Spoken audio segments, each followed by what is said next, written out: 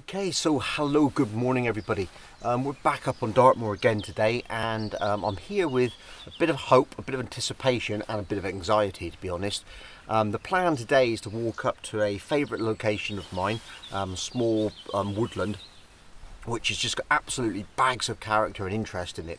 But I've always wanted to get there on a really misty day and simplify and the woodland scene itself and use the mist to calm things down and focus on the pictures and the trees. I don't know if we're going to get mist. A bit of drizzle, a bit of mist is sort of forecast, or it was last night anyway. Whatever happens, we're going to have a good day anyway. So who knows what's going to happen. Anyway, we're going to crack on. I'm going to get up on the moors and see what's happening, try and get away from these little flies which are eating me, and I'll catch up with you on the trail.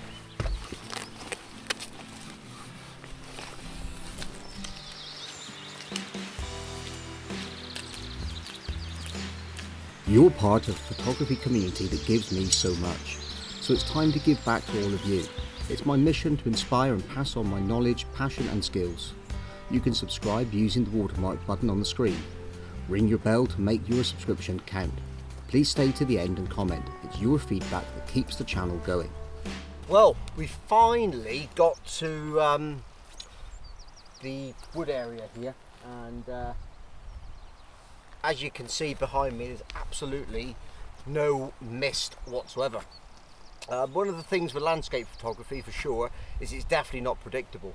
And then if you mix it with the Dartmoor National Park, it's extremely unpredictable.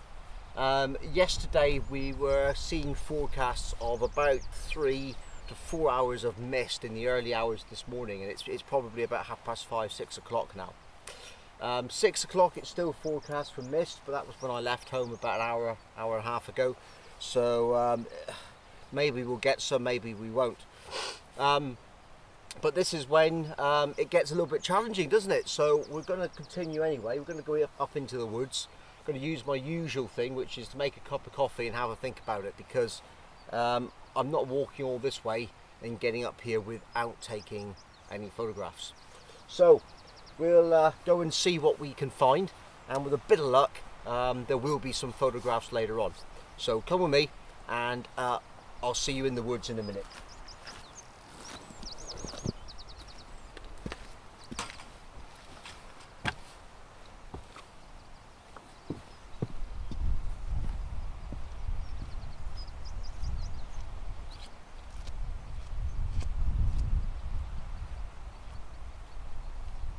Well, here we are, finally we're in the woods. As you can see from behind me, that's why it needs simplifying, because it is quite a complex tangle of woodland. Okay, so situation. Fantastic forecast for mist, no mist. Wanted to stop in the woods, absorb the atmosphere, sit down, get used to it. I sit down, I get attacked by the little biting no-see-ums which are now floating in my coffee, but it doesn't matter, we can live with that. It's just a bit of extra protein. I've got the net on because they are literally everywhere. They're chewing every single piece of exposed skin. So in fact I'm going to put some gloves on as well. And just to top it off, it's actually just started to spit with rain a little bit as well. I suppose the only plus side of it is maybe when it starts raining the no-see-ums will go to the ground and disappear. And the camera bag's fallen over just to top everything off. So, all in all today, we're not having a particularly successful start to it. But that would be too easy, wouldn't it? Because let's face it, if I wanted easy, I could spend the money and go to Iceland, or I could, you know, go abroad somewhere, go where the weather's guaranteed, where the views are actually absolutely guaranteed and fantastic, and take some pictures. Good landscape photographers come into their own when they're really, really challenged. So I'm going to challenge myself today. I am going to take some pictures, I am going to share with you the compositions, and I am going to come away today with a positive result out of what seems to be quite a negative and challenging situation at the moment. So before the no-see-ums actually fill up my coffee cup and I end up with more of them than I do anything else, I'm going to finish this up quickly, then we're going to look for some compositions.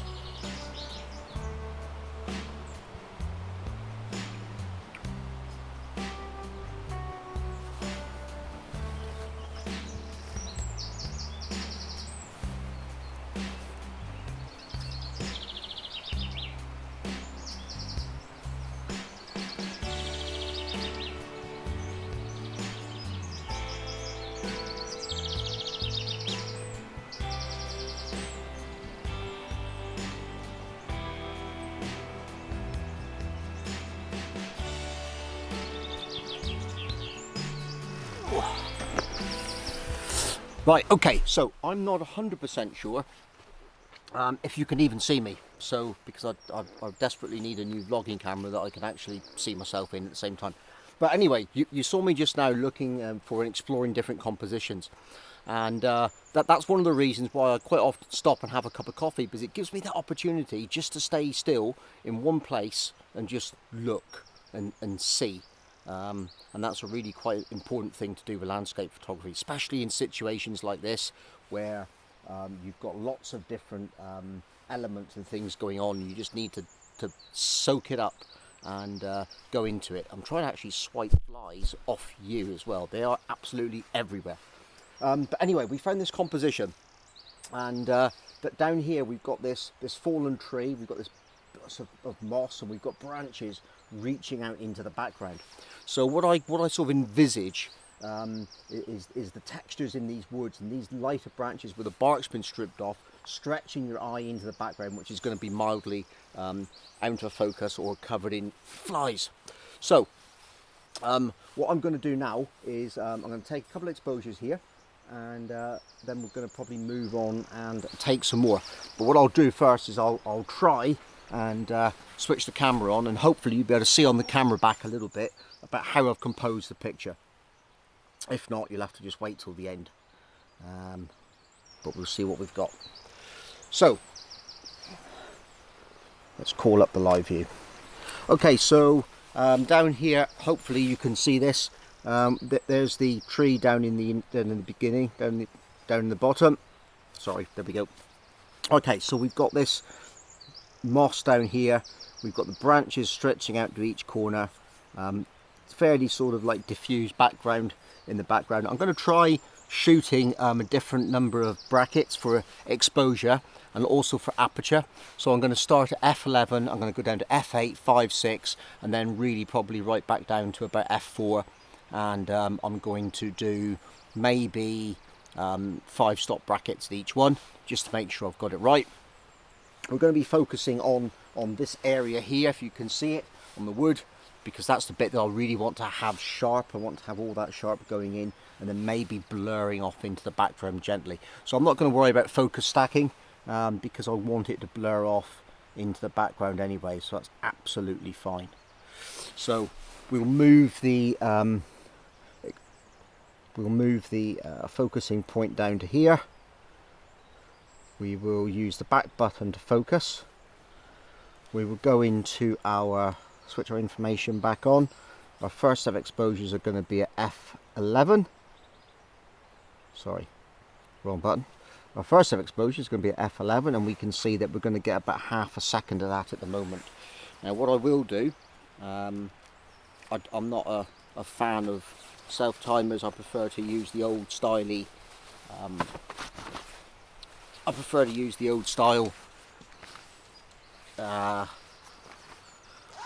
cable releases. So let's get the cable release out. Okay, so there we go. There is, like I said, a very good chance we're going to end up with flies all over everything. That wasn't my first exposure. So what we're going to do is we're going to start at f11.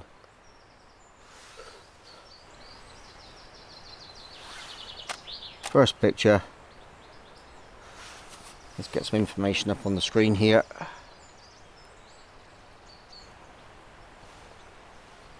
Come on, you. Right, okay. So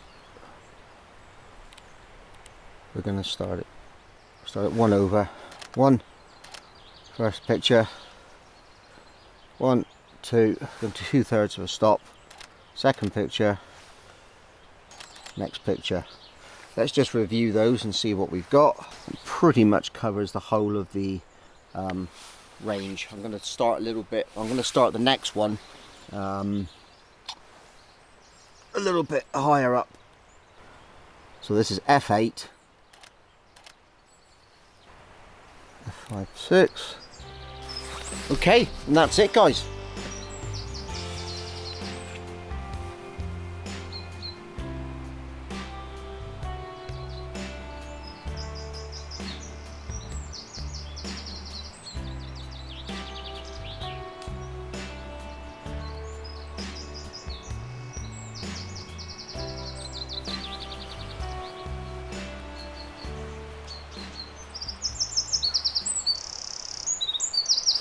Well, I found my second composition. Let me go down here and I'm going to explain to you. I'm really quite excited about this.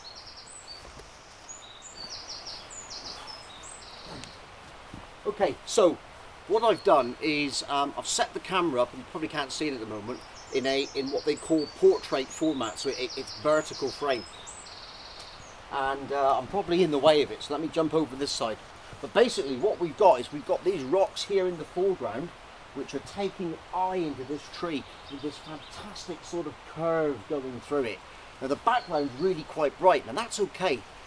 I'm going to let the highlights go really light, maybe even let some of them blow out, because I'm not really too bothered about that, because what I'm really interested in is this pathway of granite boulders and moss leading you into this tree, and this curve as we go up through. So that's what that's what it's all about. Now in terms of focus for this, I'm going to take a number of exposures focused on the tree, and then I'm gradually going to take some further forward, not with the idea of stacking them, but I just want to let that black background blur out again, so that we get the maximum sort of impact of the shape of the tree and the boulders leading into it. So hopefully it'll come out in the final photograph, and you'll see exactly what it is, what I mean. So all we need to do now is find the trusty cable release.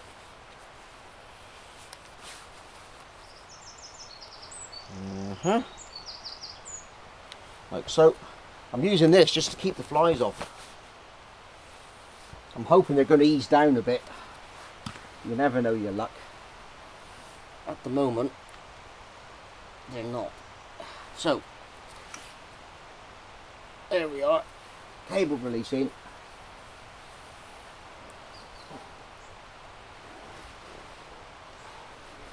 Camera switched on, live view on. Okay. Okay, so my first exposure is f4, 2 stops overexposed. We're going to bracket down to 2 stops underexposed, focusing on the tree. Okay, so that's my final set of exposures done, taken on the focus on the rocks in the foreground, and with a bit of luck, we captured everything that we need to do. On to find some more compositions.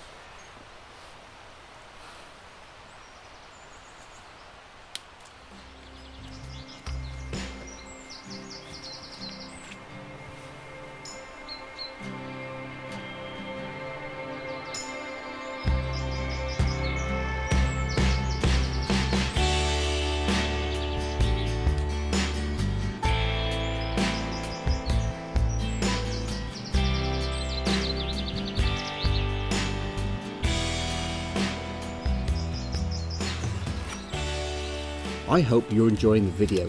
Maybe you would like to carry on, so try these suggestions next. I want to share more knowledge, more skills, more passion and stories about photography with you. So think about subscribing. If you do, ring the bell. It will make your subscription count. If you have time, comment. I will see you on the next video. Get out there and enjoy your photography.